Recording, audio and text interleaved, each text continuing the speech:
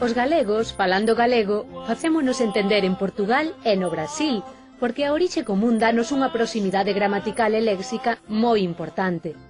Pero seguimos aprendendo matices que nos diferencian, coñecerémonos mellor e evitaremos situacións incómodas, nas que eles entenderán cousas distintas das que nós pretendemos dicir.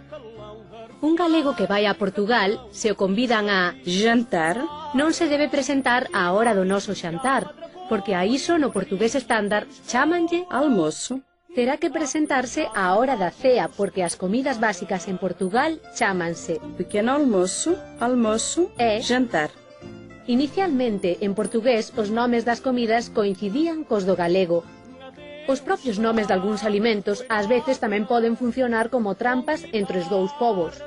En galego dise indistintamente plátano ou banana, e tamén temos unha árbore chamada plátano, distinta do pradairo.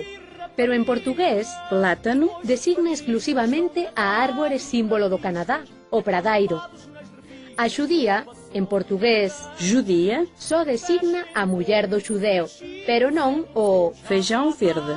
O aceite, en portugués, azeite, só se refire ao de oliva, non aos outros, que se chaman óleos. A salsa é o nome portugués do pirixel, non do molho. E o salpicón, en portugués, salpicão, dá nome a un embutido. E se un galego entra a comprar xamón en Portugal, o vendedor inexperto podería chamar a policía, porque, oralmente, esa palabra designa o haxish. O xamón en Portugal chámase presunto.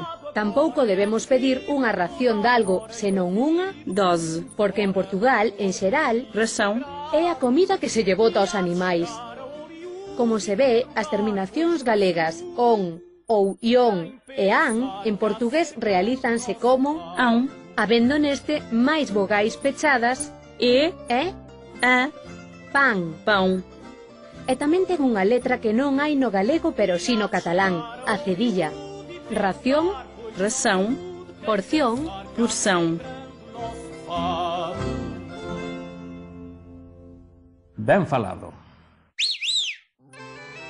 As rosas serán moi lindas, pero tamén teñen espinas. Se unha mamá quere moito o seu neno, darálle unha moi forte. Aperta. Quen vai á igrexa vai para rezarlle a Adeus. Es como sabes? Cando unha persoa galega entra en Portugal, en Brasil ou nun país de lingua portuguesa, decátase de que a lingua da casa, ou se queren, a lingua da aldea, permitiría comunicarse moito mellor que se falase castelán. Empresarios galegos fixeron importantes negocios en países de lingua portuguesa falando galego, independentemente de que despois as secretarias puxesen os documentos desa negociación noutra lingua. O galego é, de feito, unha lingua internacional. E disto, unha vez ao mes, imos falar no ben falado.